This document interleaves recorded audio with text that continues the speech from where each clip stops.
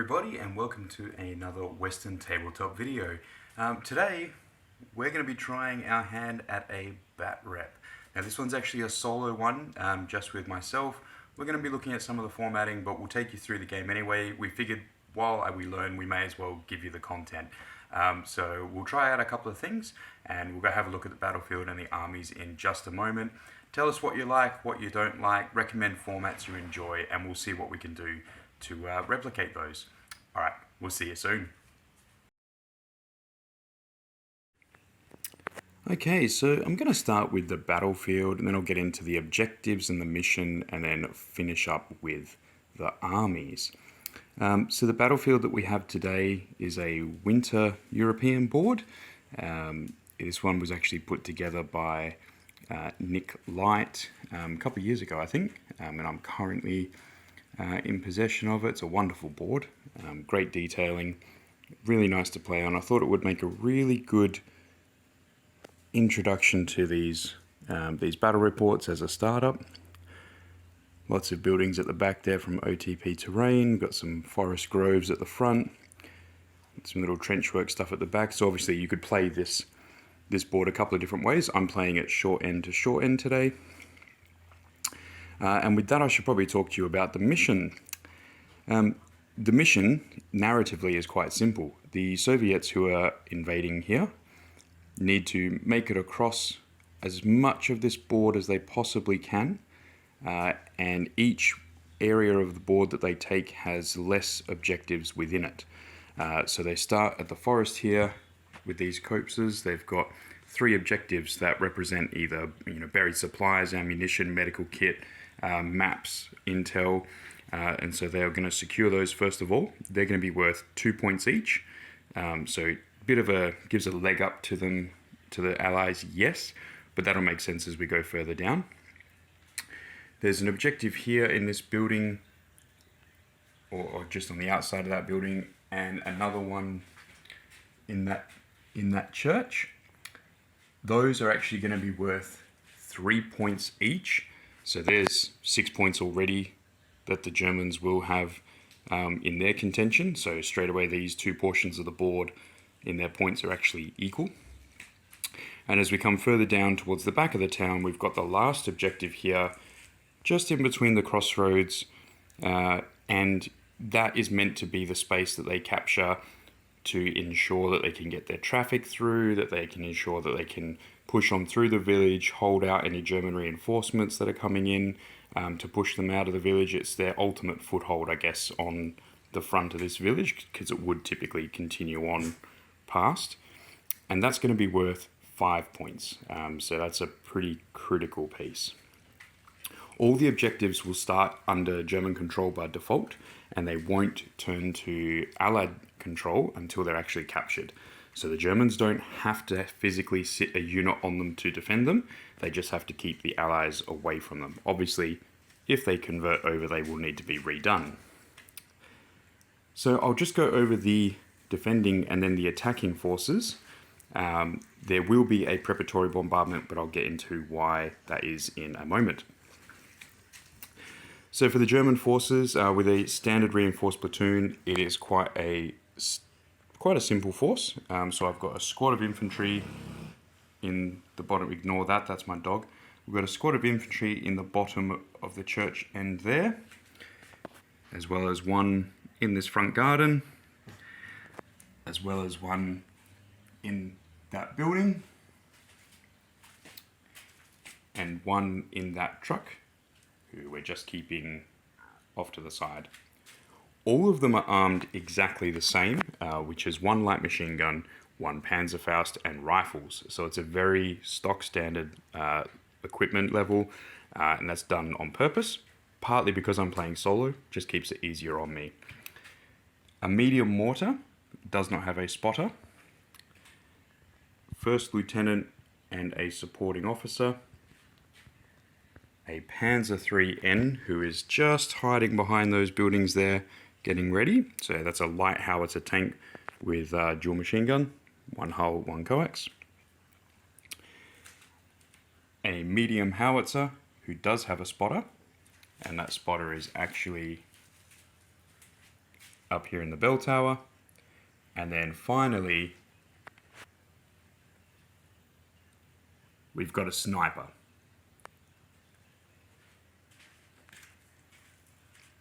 It's quite a simple force. Like it doesn't have necessarily a lot of really crazy teeth, but at the same time, it's still 4 infantry squads that are going to be in cover, well defended. Quite a lot that they might be able to achieve. Let's swing across to the Soviets. So for the Soviets, they are also a single platoon. They are also just a reinforced platoon. They are actually going to have 5 infantry squad selections because they get their free rifle squad. This first one is 12 inexperienced submachine gunners whose job is going to be to get up nice and close and basically just pull the trigger. The rifleman there is just a stand-in for the NCO. A medium mortar, which shamefully still has not been painted in all the years that I've had him. I will have to remedy that. But he's just looking at getting some field of view shots where he can. He might have to maneuver a little bit once things start moving on the battlefield. Commissar and his assistant, first lieutenant for the Soviets and his assistant. There are those free rifles. This next infantry squad is a guard squad. They have 1 light machine gun and 2 submachine guns. I have a Zis-2 anti-tank gun. Trying to predict the best arc of fire for where that Panzer III was going to come from. Bit of a challenge. We'll see what happens there. But it is an actual Zis-2 as opposed to what I normally do, which is play it as a Zis-3 with extra crew. And then we have the BA-64 open-topped Armour 7 Recce light machine gun. So not particularly good harassment unit, but not particularly effective as a damage unit. 2 trucks, and in each of those trucks is a guard squad. They have 3 submachine guns and 1 light machine gun in those squads. The noticeable piece that is not yet on the field is the Katyusha. And the reason for that is because I've chosen for the narrative to have a preparatory bombardment, I'm not going to double that up and have the Katyusha potentially land hits on empty buildings and troops as well. It would just be a little bit too much, I think, for the defenders to bear straight away. So instead, I'm going to keep it in reserve and basically state that's what gives the preparatory bombardment. So I'll bring it on from attempt to bring it on from turn 2. And we'll go from there. Everything in the German force is regular. And with the exclusion of the Commissar, the inexperienced free rifles, and the inexperienced submachine gunners, everything in the Soviet force is regular. Again, that's a simplicity thing, so that when I'm playing this individually for the battle rep, it can make those calculations, those changes, those dice ups a little bit quicker, a little bit simpler, and should get you a better result. It means that the 2 forces are very even, and so we should actually be able to see the interaction of simply the dice playing out as the Soviets push forward. They've got a nice big road for their wheeled vehicles, which is defended, so you got that classic matchup. Infantry pushing through the forests and over the fences into areas that have some German resistance, but it won't be until they really hit the village where the resistance really sort of starts and kicks off. Ambush might be useful for the Germans, but of course there is that multiple rocket launcher, which may mean that they end up just wanting to move out or go down or get away from those buildings. So yes, an interesting dynamic. Okay, well, I'm going to probably do a turn-by-turn summary. I'm going to tidy up a couple of the things on the board to make it look a touch prettier, like put the roofs back on and stuff.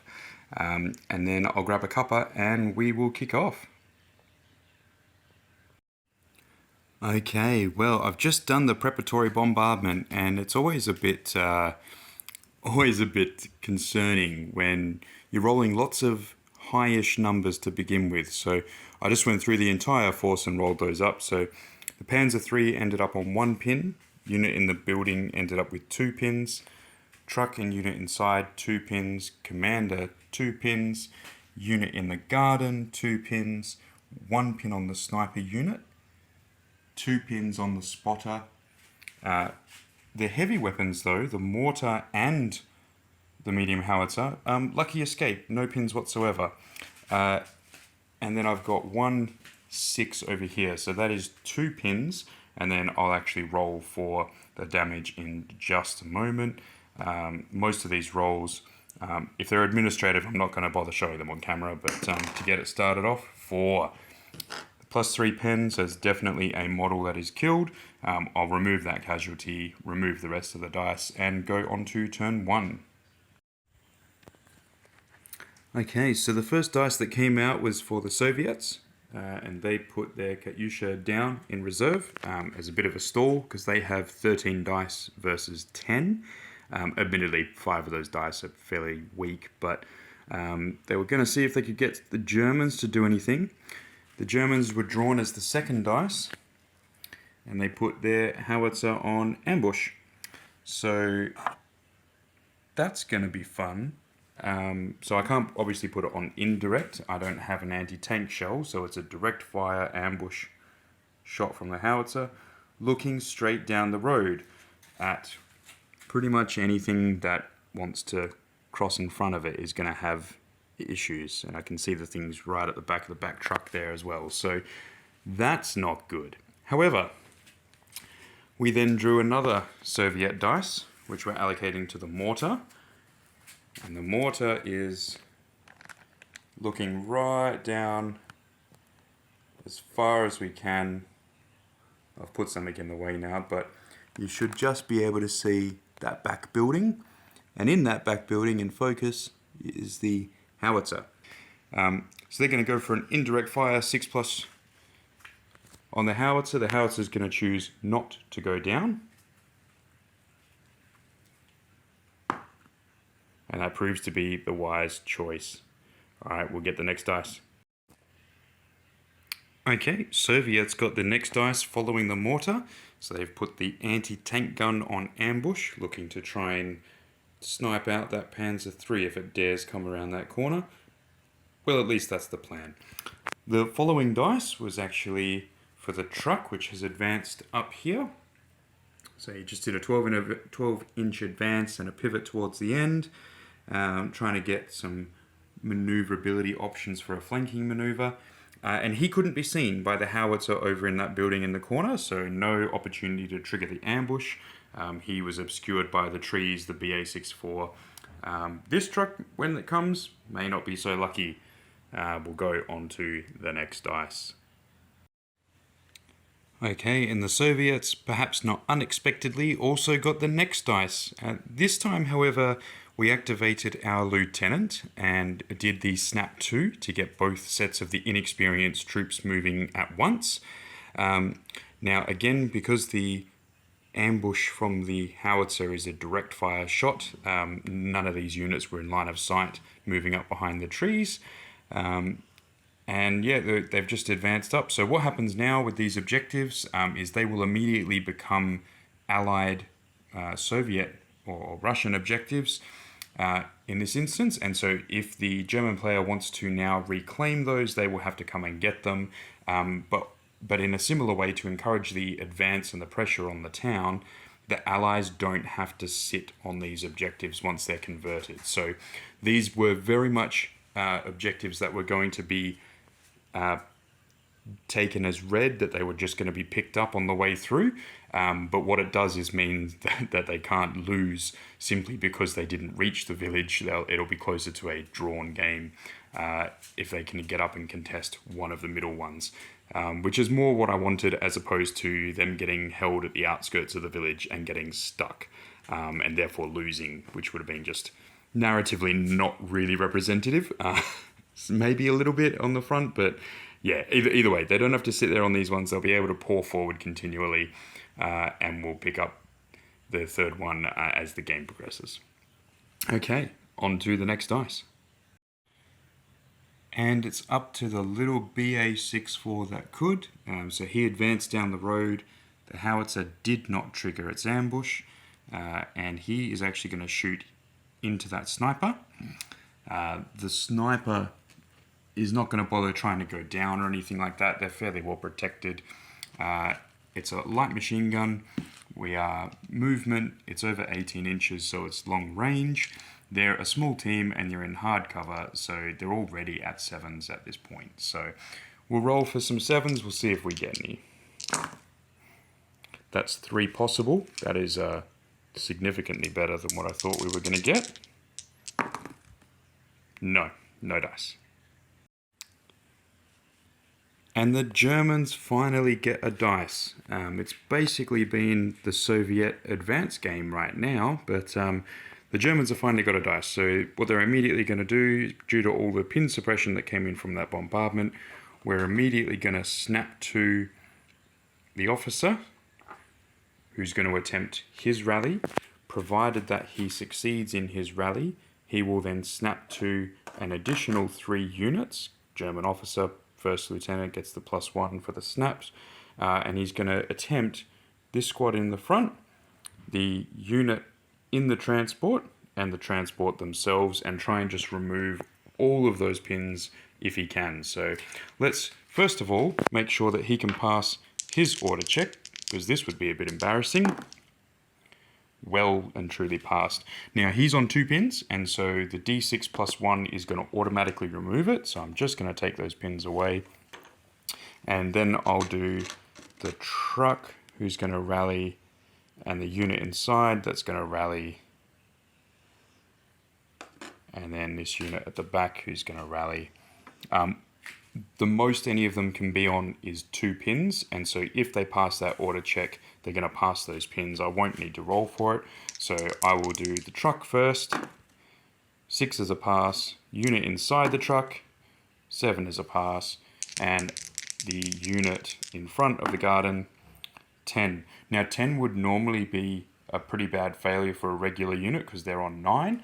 Let me just measure that 6-inch distance to see if they benefit from the lieutenant. Now, logic says I've put them in the snap 2 because they're within 6, ergo they should be within 6. And huzzah, the math works, so they also will drop their pins onto the next dice. Okay, another German dice, and for this one I'm going to attempt an advance with this infantry squad. They do have some pins on them, and if they get the advance, they're going to position up onto that objective. That is a pass. So their pin markers drop from 2 to 1. And then I will move them up here. I'll remove these roofs in a second and just put them onto the objective.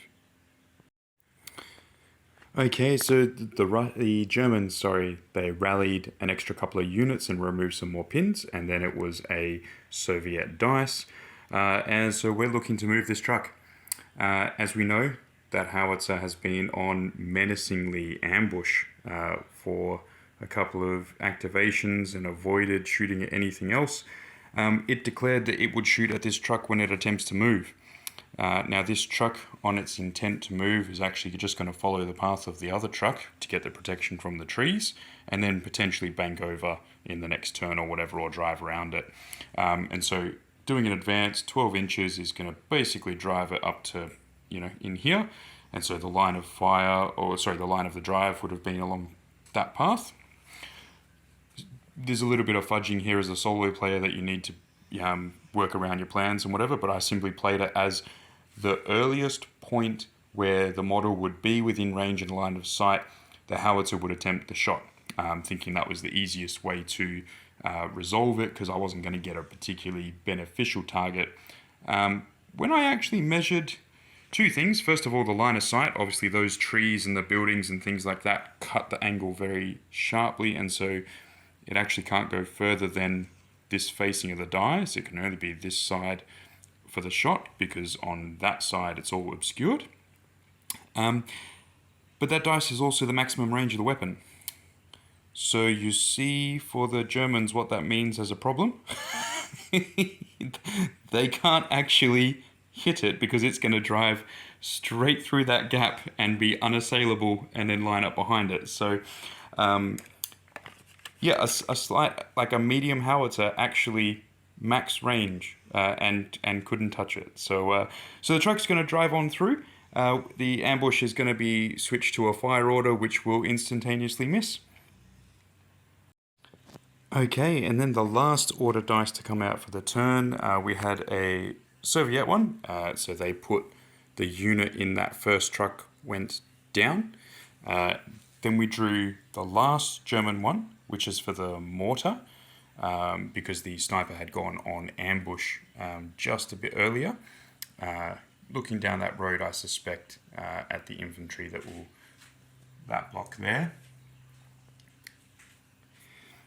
And then the last two Russian dice were after that, and so that is for the unit that we just looked at and the unit that is in the truck.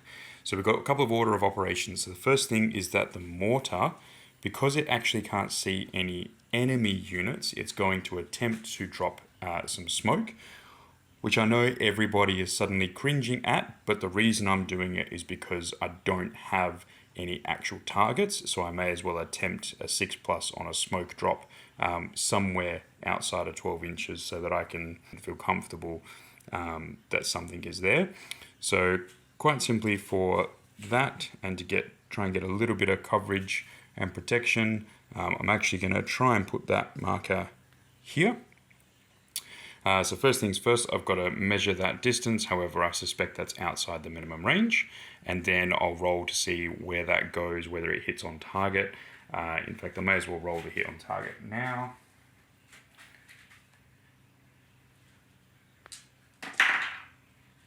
I'll do that on camera, because we all know that smoke is pretty much useless. Oh, look at that! Direct hit. Well, okay.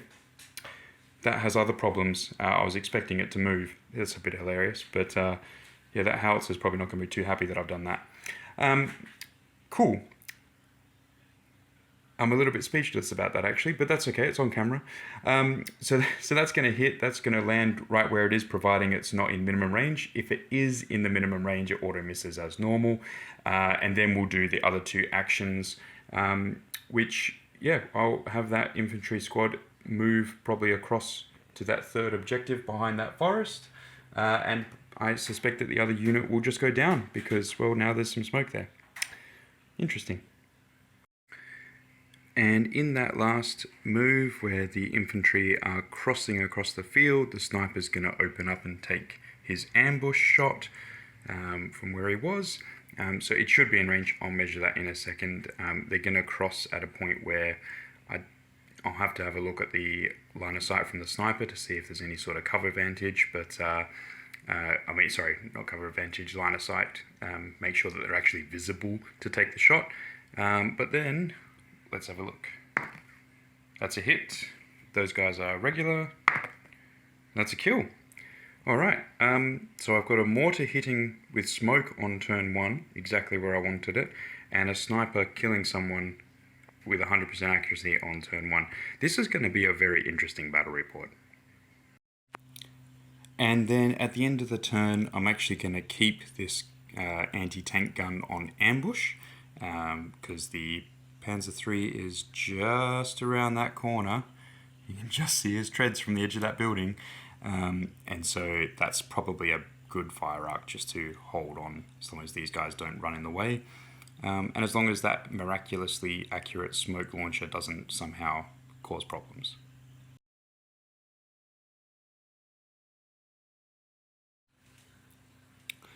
So the first two dice coming out were actually German this time, which was the sniper going on ambush again, because he did such a good job the first time.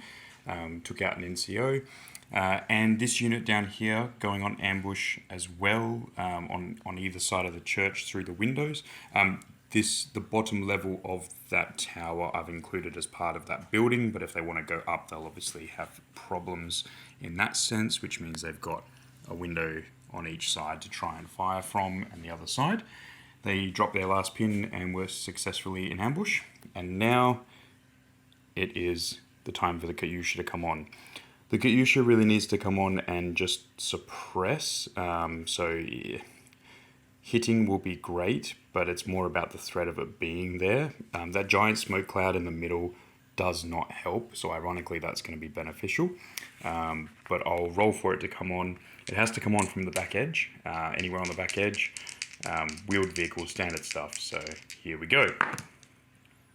10. Well, it is at a -1 for coming on anyway, and the commander is nowhere to be seen, so I guess it's going down.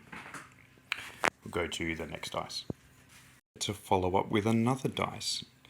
Now, I need to do something to be able to get that Panzer III out into the battle a bit more, and because this corridor is covered by that anti-tank gun, I really need to do something that's going to give the tank some cover, because it's going to take too long to essentially... I could run the gauntlet, but I'm a little bit concerned that a 3+ shot is in the side is not going to be good. I could reverse, but then I can't pivot, so I have to spend an extra turn then pivoting and moving out. By that time, I've lost 2 turns worth of shots of the light howitzer and the machine guns. I really need to get to a position where I can do something with it this turn. So the only other options therefore is try and maybe sacrifice the truck. I don't like that prospect because of the unit inside. Get shots on the AT gun. That's a long way away for me to try and do that, and it's covered from line of sight in a couple of different areas. Possibly my howitzer could attempt an indirect shot, but I might want that elsewhere. Or I could use the mortar to apparently accurately drop smoke. So I'm going to attempt that again. Worst case scenario, like the opponent's going to have to put it somewhere like 12 inches away. Because I can put it in the block of these 3 buildings, unless they overlap a building or something like that, they may not be able to use it. But if it lands where I want it to, it should impede that anti-tank gun. So I'm going to try and put that marker here, and I'll zip over to my dice tray.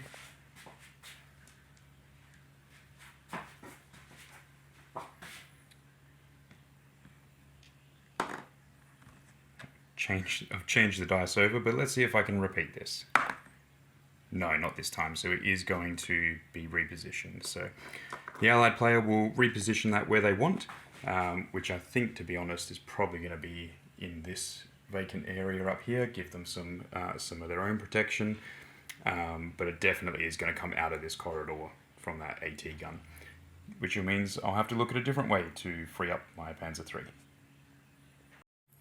Okay, continuing on the streak of mortar fire, this mortar is going to attempt to shoot at the sniper this time, using the line of sight from his spotter over here into that ruin. I should clarify that anything that has a broken roof is a ruin. Anything that has a stable together roof, I've counted as a building. So that's just in case you see me moving differently at different speeds or ways in and out of those pieces. That's the reasoning. So that mortar is going to try and hit that sniper team. The sniper team is fairly comfortable that a 6+ is unlikely, so he's not going to go down. No, okay, 5+ next turn. Okay, so the Soviets with the next dice have moved that truck in up behind the free smoke that they got, and I'm actually going to use the sniper to trigger the ambush. This is more about getting a pin on the infantry on the inside, because I could fire over here again. I mean, the armoured car would just run away. The unit behind us already lost their NCO. I kind of want to put some suppression on that forward unit, and I've blocked myself out from a couple of others, so which it's okay because I've got a lot of support in behind the village that's coming forward, that will be able to fire forward, so I don't mind using the sniper here. But the officers and the Commissar, they're actually hidden, so I can't see them to take a shot, and they would, as long as that sniper's on ambush, those things are going to be left until the very, very end, I would suspect, because I can't reach them. I'm being ranged in on by a mortar, so it's either move or take the ambush shot. And because I'm on ambush, I can't move. So I'm just going to go for the shot, and we'll see where we go. So this is going to be on a 3 base. I'm ignoring the smoke for the cover. I can still see the front of the vehicle's grille, so that's not a problem for line of sight purposes. So it'll be a 3 to hit and generate the pin, which is what I'm after, and then a 6 for damage. Yep, so got the hit and the pin, so achieved the outcome, no damage.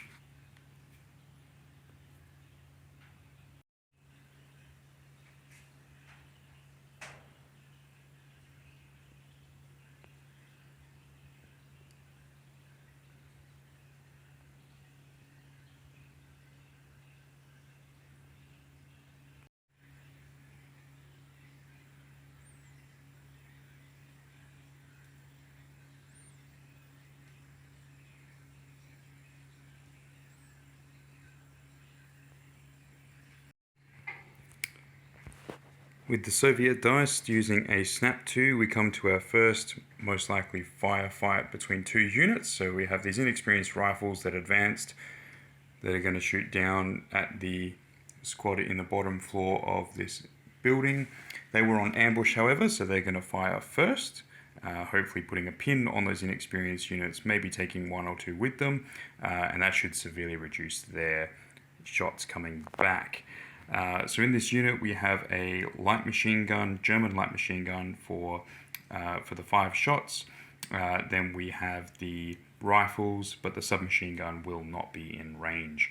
So that's going to be 5, 6, 7, 8, 9, 10. Can't count, hold on. 11 shots on this one.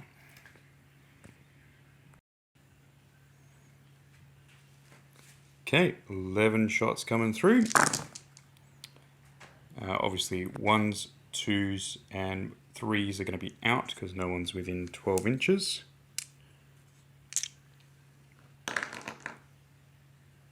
The unit will not have cover and can't go down or anything, so they're all hits. So we've got 7 hits. And we killed 5 of the 7 because they are currently inexperienced. So I'll take those 5 casualties out. Of the 12 that were there, we will roll their green check. A 3, so yep, they are just staying as inexperienced. And we're going to end up with 12 minus 5 is 7 return rifle shots. Movement, long range, inexperienced, pin marker, hard cover. So that's going to be 7s for them. 1 possible, no, nothing at all. So needed to trigger the ambush, needed to do it with those guys. But yeah, that's a really bad trade. Okay, as the dice keep coming through, there's a bit more movement on the board. This truck came up and was then shot at by this unit in the building during their activation. Got a hit with no damage. Unit has jumped the garden fence. They're starting to move towards supporting the sniper as the enemy draws closer. Commander following behind. But the German dice have actually come out more than I was expecting. I was hoping to trigger some more Russian units first. We're coming to the end of turn 2 now. We still have these 2 vehicles staring down the barrel of a Zis-2, which I have not been able to influence. I'm going to have to run the gauntlet. Okay, lots more manoeuvring that has come forward. The BA-64 ran straight down the strip. That unit's moved across. There's been a couple of shots fired backwards and forwards, but no real effect. And then I've had to run the gauntlet. I'm down to the last 3 German dice, and so I want the truck to go out first with the troops, which is a little bit suicidal in front of that anti-tank gun, which is on a anti-tank gun's going to hit on a 4+. But I think the tank is going to be more important to try to keep alive, because the troops will survive even if the truck blows up. They can't all be killed. Well, very unlikely to all be killed. And they can disembark and do what they need to. Whereas if I lose that tank, that's a lot of firepower that I'm lost in my defense. So truck first, but the ambush shot of a 4+ at almost 50 inches. We get away scot-free. And following up the fact that we were missed by that anti-tank gun through the events that have unfolded, the Panzer III is going to move up and it's going to take a long max range shot at that anti-tank gun with its light howitzer, and it's going to spray some pin shots, MMG fire at the BA-64, who can't react this turn and would take pins if hit. And then the last activation for the turn is actually the unit inside that truck just there, who are going to attempt to just rally to drop off the pin because they're covered by the smoke, and they need to get towards that objective. But there's a bit of opposition, so I need to be in a better position before immediately launching into that one, and that truck at the back, which is sneaking its way along, is going to have to really book it to get in the fight. So that might have been a tactical error going that far down. Unless I can wrap it around, that would be ideal. Okay, MMG shots first of all. This is at the BA-64. 1, 2, 3s and 4s are all out, considering its movement long range. No cover on the BA-64. I can't damage it. I was just after the pin, so that's successful. And then I've got a long range shot, movement long range, and we're giving them, they're meant to be essentially in that trench work there, so we're giving them the hard cover as well. So this is actually a long range indirect fire shot on a 6, vehicles being allowed to do that. Oh, not quite. Okay, that is the end of turn 2. I'll quickly give a survey of the battlefield. Russians certainly starting to thin out a little bit on the ground. A couple of mobile assets. Need to push in on these 2 objectives, the church and this front house. So the way the points works, again, these ones at the front, they're worth 2 points each. So currently the Allies players have 6 points. These next 2 are 3 each, so that's another 6 points straight away. And then the back one is worth 5 if they get to that.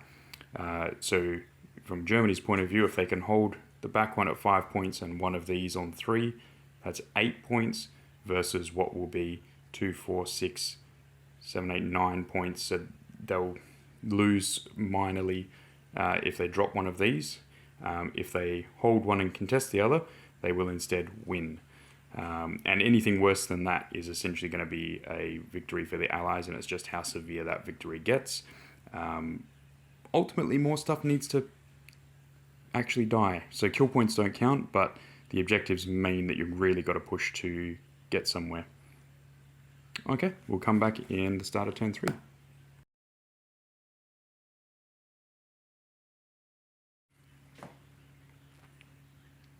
The first dice out of the bag for turn 3 is the Soviets, and we're going to put it straight away on the Zis-2 anti-tank gun, and we're going to try and kill that Panzer III. So this is going to be a straight 4+, because I've only got long range as the modifier. I've already checked there's no cover. We know that it's in range, and yeah, the smoke moved slightly, but not in a direction that's going to help them. That is a hit. Okay. Oh, okay. That's a fairly significant bang. All right, and now we'll roll in for the, so that will give a damage value of 11, 6 plus 5, no side armor, no top armor, and now we'll roll in for the damage table. 3. Okay, we have successfully set it on fire. So this is going to be a pin for being hit. And then we're going to take a number of pins for being set on fire, and then we are going to roll a morale check. So I believe that that is going to be an additional 2 pins. So I'll just double check that amount, and then I'll roll the morale. Sorry for that. That's so it's a 6 plus a 5 for the damage value, so it's an 11 against the 9. We've rolled for on fire. On fire is actually just a straight +1 pin, so it's +1 for being hit, +1 for being set on fire, and then it's straight to a morale check, which he will fail. And so they will bail out of that tank. It is now considered a wreck. First kill, first proper kill, goes to the Soviets. Okay, so we've got this unit here. They are doing an advance order, have pushed up on the side of the village now that I can block the shot for the Zis-2 because its primary target is a smoking ruin.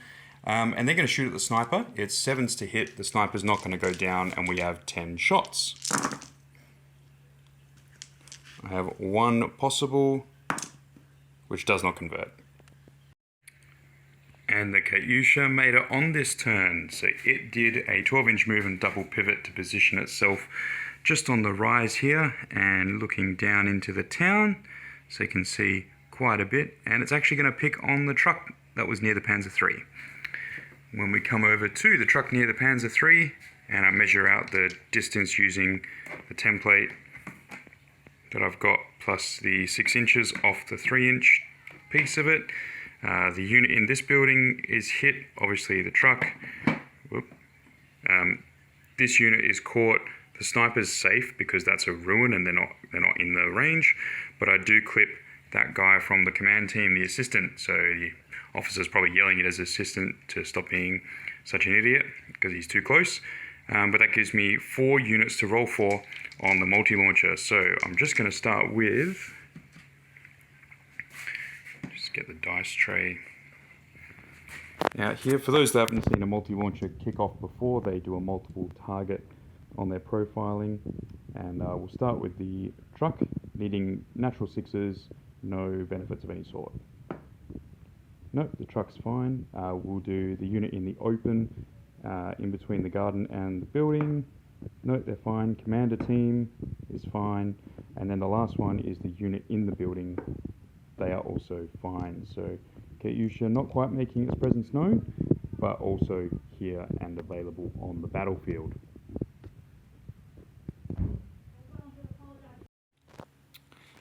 So a couple of small updates. The unit inside the building here went onto ambush, which you can't quite see in that photo, but they're on ambush. Just expecting these guys in the truck, when they jump out, they will light them up. And then the sniper was like, oh, the truck is still there. I can see that truck. And then proceeded to roll a 6 to hit and a 6 to damage. So we are going to be rolling on the damage chart for that truck. A 5. So the sniper kills the driver or puts enough significant bullet damage onto the engine where that truck is now a wreck and destroyed, and the unit inside is going to be forced to dismount and take a pin. So they'll take the pin, which I'll update in a second, and they're going to have to disembark D6 inches, 3, through the emergency disembark, and they might try and sneak themselves into the hedges here because, well, they're going to get lit up otherwise. So sad way to lose the truck, but good shot, sniper. Okay, a couple more dice out of the bag. Germans consolidating on their position, putting this unit back in ambush, remembering that that pin marker is for the spotter in the tower. Coming over here, this is where some of the national rules and interactions of the Soviets is really good. So those inexperienced rifles just here, they failed their first order check on 9. So inexperienced 7 plus 2 for the lieutenant man takes them to 9. They had 1 pin, so they would need an 8, so they fail. So the Commissar nearby simply shoots one and they are entitled to their reroll, and then they rolled 5. So they will drop the pin, lose a model, and proceed with the advance. They're going to be advancing roughly into the no man's land here because, well, look, they were free. And they're going to try and shoot into this squad again, who they're not going to react. They're just going to take the shots, and there might be some casualties there. But really, those guys are on ambush for this 12 submachine guns. And so into the dice tray for the shooting of that unit, needing 6s, we've got 2. So movement, hard cover. They're all within 12 inches. So now we're rolling for 4s for some actual damage on the German infantry. And we have 1, which is possibly exceptional. No. So 1 casualty, 1 pin. I'll go tee that up now. So there's a few other ambushes and some maneuvering that has gone on. The inexperienced rifle of the Commissar unit actually shot across and put a pin on the truck, which was a little bit unexpected, needed a natural 6 to hit. BA-64's moved up to take some shots after its main anti-tank threat has been destroyed, although it had a light howitzer, but either way, I didn't want to tangle with it.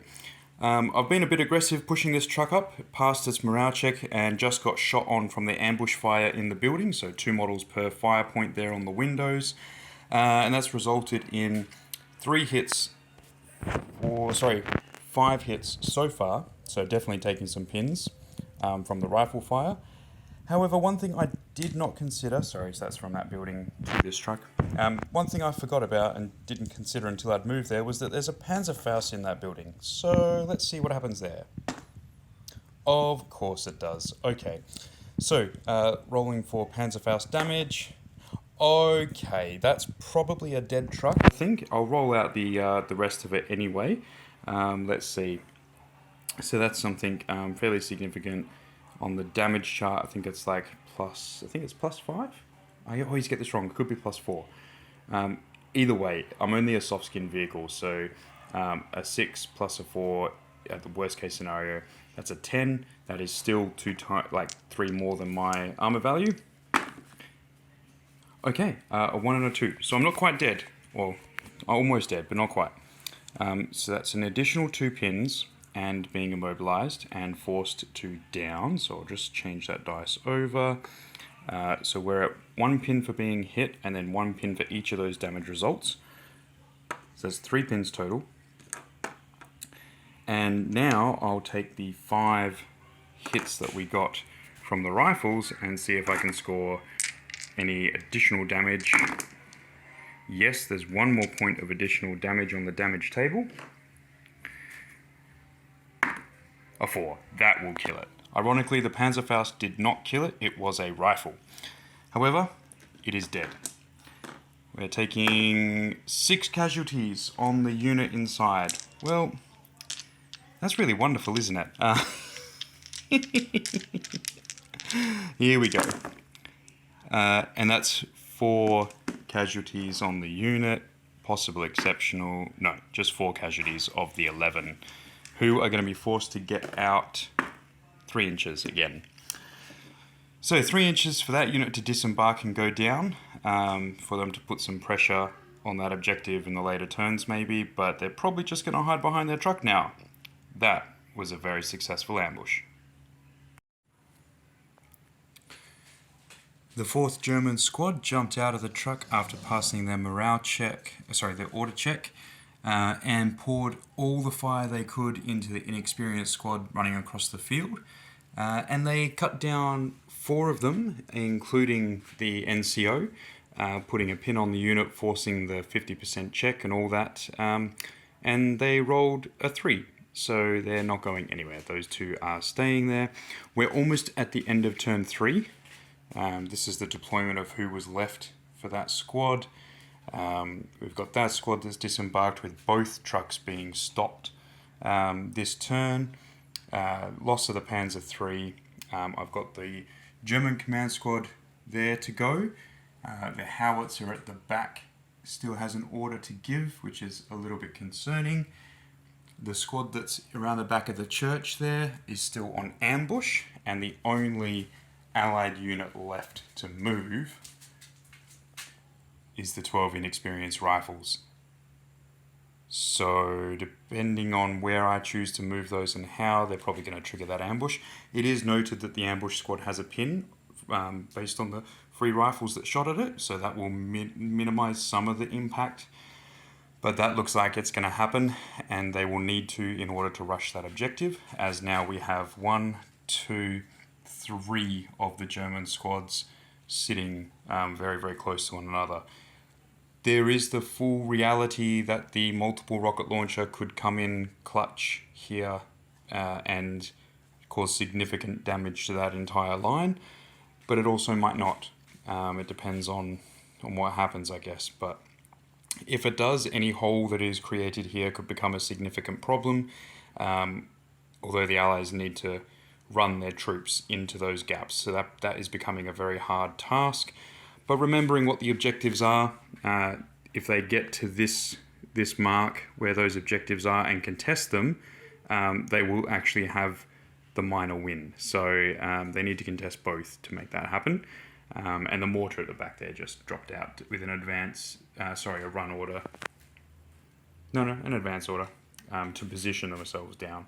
So a run or advance, I can't recall. They did the 6-inch move, their man-pack team. All right, I'll sort those last orders out, and we will be ready for turn 4.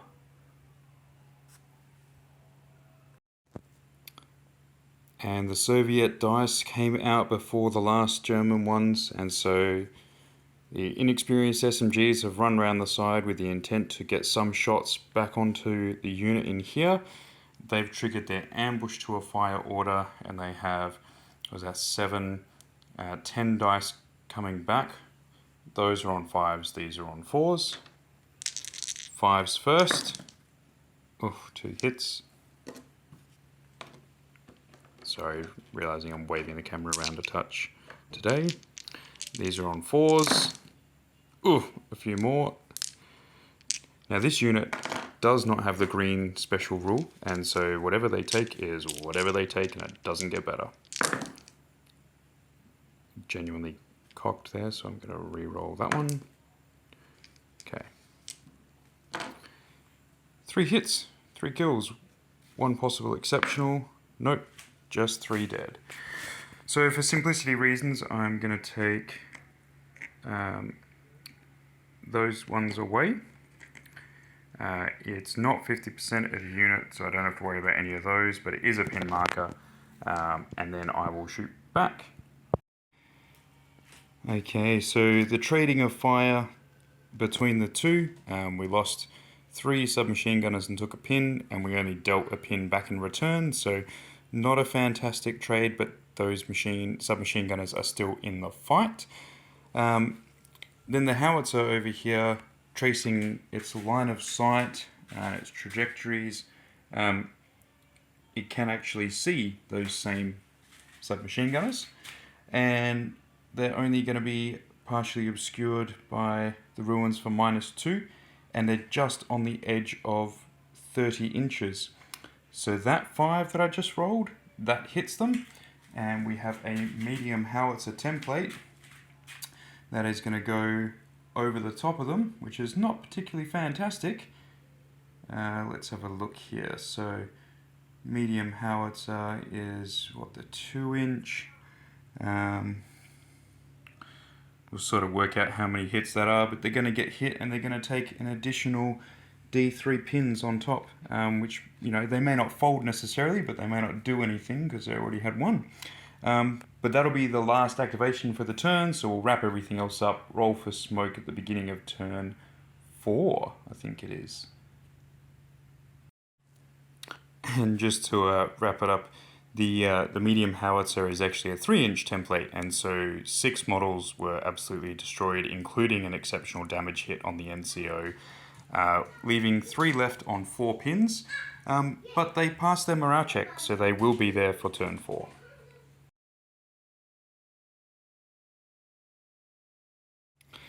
Okay, the start of turn 4, we have the smoke that has shifted for about 4 inches or so to the left, this camera view, moving it away from the attackers importantly, and that deprives them of a little bit of extra cover that they would have potentially had moving forward. And then the first unit is a German one that is moving up through the road and pouring fire onto these Soviets, and those Soviets went down as they're one of the stronger Soviet units on the board, so I don't really want to lose them too quickly in turn 4, but they're going to be hemmed in. Rocket launcher, the multi-launcher at the back there, is going to have to do work to catch these up, I suspect. So we've got a multitude of shots, and we have these first ones are going to be on 7s. 1 possible does not convert, and then we have 6s on the light machine gun, German light machine gun. 2 successful hits. Let's see if we get conversions. 1 successful conversion, possible exceptional. No, so just 1 kill and a pin. But that's it. It's off to a fairly aggressive start on turn 4. Okay, we are firing the multi-launcher all the way along. We're going to target this unit in front of the church or in between the two buildings. And having measured it out, we've actually got 6 units in the vicinity. We've got the main one, sniper, these guys back here, the truck, the spotter in the tower, the unit below in the church. It misses the BA car, and this distance is too far to come out here. So it is a legal shot. It's 6 German units, and we'll see how many we can roll. So I'll do the sniper first. Okay, sniper's going to get hit. We'll do the main unit. No. We'll do the unit behind the building. No. We'll do the truck. No. We'll do the unit in the church. Yes. And we'll do the spotter in the tower. No. So ironically, the 2 that got absolutely minced just then is a sniper team and this unit. Well, they have already gone down at least, so it's going to be half hits. The sniper had already activated, so can't choose to go down. We'll go and resolve those. The sniper team probably is dead, and these guys are probably not going to feel too good and might evaporate as well, and that is going to open the door for the Allies. So as expected, the sniper team was destroyed completely, didn't get a chance, no clipping or anything like that. And over here, even though they were down and only took 4 hits, it was 4 successful kills. They went up only 1 pin, and then they rolled 11. So they evaporated as well out of that building. And so we have, in fact, got a bit of a doorway for the Allies to get in. Unexpected. That whole talk of the Katyusha having to come in clutch, and it did. We'll have to see how the Germans react to that now. Okay, well, turn 4 is now over, and I'll just talk through what happened because it actually went way faster than I suspected. So this unit, again, we know that they did their shots. I had the multi-launcher hit with some destruction. I had these units try to maneuver a little bit, so these inexperienced rifles, being near the Commissar and the captain, they passed their order check and just ran, so they're now holding that objective and turning this from a German win into the German stalemate, that becomes a problem. They failed their order check with a FUBAR, got the reroll from the Commissar and still failed, so they went down.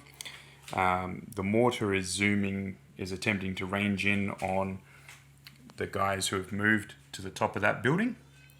When they moved to the top of that building, they shot at the BA-64, who recce'd away. Still got hit by rifle fire and took an extra pin. The Zis-2 sent a small HE round all the way over into the building that had the unit at the back. They took 2 pins and then failed their order and went down. The truck, which tried to get out of the way of another multi-launcher salvo, failed, pivoted to turn what it could see, which was the BA-64, but couldn't reverse anymore because of the hedge and went down. The mortar and the howitzer, both successfully on a 6, ranged in on the guys at the back. So there's not many of them left. Both instances, only 1 pin was generated and only 2 models were killed out of a medium mortar and a medium howitzer ranging in with full fury of the templates. That was astonishing to witness. HQ team ran around here for a little bit of close support because we have this unit, which was on 3 pins, if you remember, after being shot up and destroyed in the truck. They decided to roll a 3 on their order check and just ran around the side, and they will spend a turn recovering before actually starting to assault this flank. And there's another objective over there. So that was a bit interesting. And these guys here just moved into the hedge to start getting some pressure on that middle one to see where we can hit it from. that was a fairly eventful turn for the Allies. A lot of things went their way, and it started with that multi-launcher finally coming in. So we'll have to see what it can do about dealing with the rest of this middle here. But if this German centre evaporates, suddenly there's not a lot that is around to protect that last objective. On to turn 5.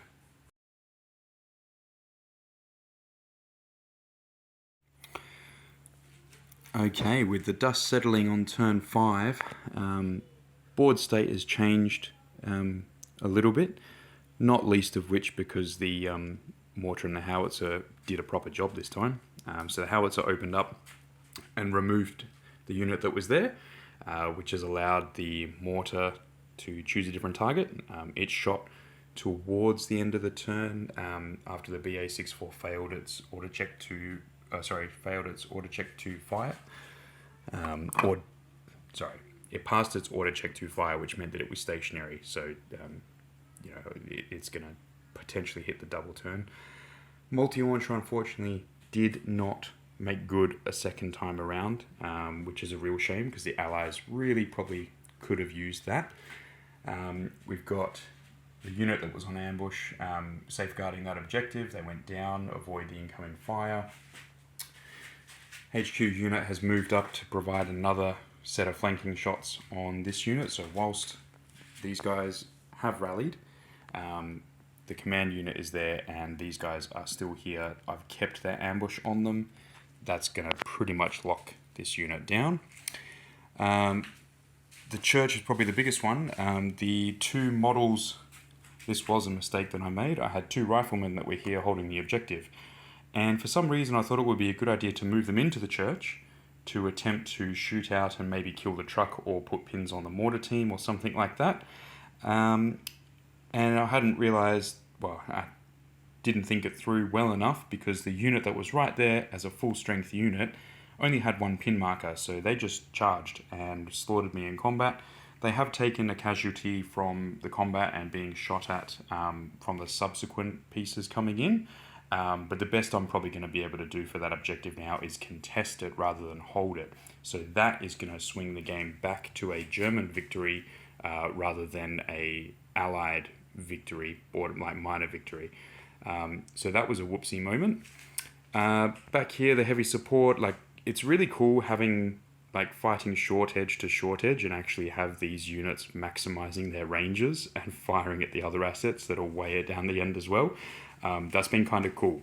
And the hit ratios have been about even on both sides, just a little bit more sporadic. So the Zis-2 didn't manage to do any damage or hits this time on the building, which would have prevented it going in ambush and so on and so forth.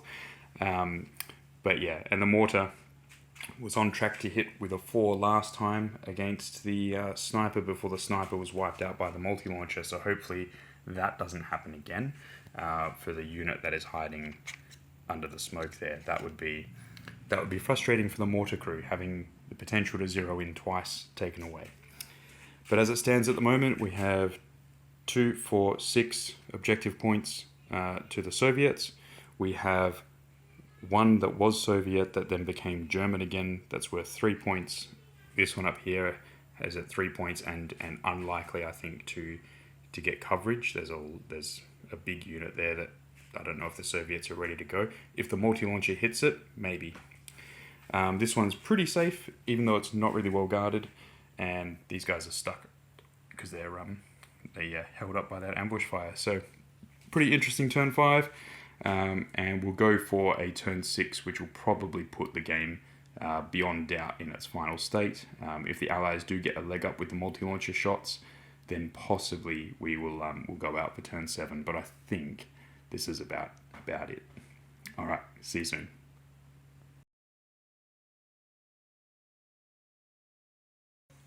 And the carnage that I'm about to go through is what was left and what happened on turn 6. Blitzed through turns 5 and turn 6, so it was a bit more summary action. The mortar repositioned in case we had a further turn to get line of sight on the troopers who'd moved through here. At the end of the turn, this transport will actually have itself destroyed because it's closer to the enemy, but also conveniently becomes a roadblock. The howitzer was trying to range in on the BA 6-4. The BA 6-4 went down from failing its order. Smoke moved slightly. This unit did eventually try to come out because the German unit in the building went down when the mortar attempted to strike at it, because it needed a 4+ for this turn. Mortar failed, multi-launcher failed, so that unit is going to still be there and still have contention over that objective. In the church, whilst the numbers were reduced, the German unit survived and wiped out the commander unit that was coming up to try and put pins on them. The inexperienced unit there is worth calling out. Again, 2 hits, 2 kills off of an inexperienced unit point blank against the Germans in the building. They've done quite a bit of work for not many points. These guys at least rallied, so they were ready for the next turn to rush on in and get some, either a last minute desperate charge or, 2 sets of submachine guns, but to no avail. And yeah, the Zis-2 went to take a shot at the truck but didn't get anywhere. I rolled for the end of the game turn, and I rolled a 1-3, which is typically the typically the end of the game. I was thinking removal of transport, but yeah, typically the end of the game. So by points of how I set the mission up and what the objectives were, the Axis have managed to hold on to victory, slightly due to the tactical error of those 2 riflemen allowing themselves to be charged. That was a bit silly. That gave them back that objective quite handily. But also Soviets on the doorstep, Soviets in the rear guard. There's not actually a lot that would challenge that unit, considering the ones in the Germans in the building, they went down again. So they may not be on necessarily many pins, but they could be suppressed and held. But the thing is, that unit would simply charge the commander and then get the 6-inch move further away, or the D6-inch further away, try and put more distance between them, get closer to the objective down here. So one more turn might have reversed some of these, but for the most part, that's it. We're done. Again, this is just a trial, just to see what people like, what they don't like. Obviously, this is just straight off my phone camera in segments. So we'll work on a few other options and look at obviously other bat reps and what we like. But yeah, let us know what formats you like, so we can do something about those, and we're going to try really hard to keep it about the gameplay rather than anything else. Hope you enjoy this one, and let us know.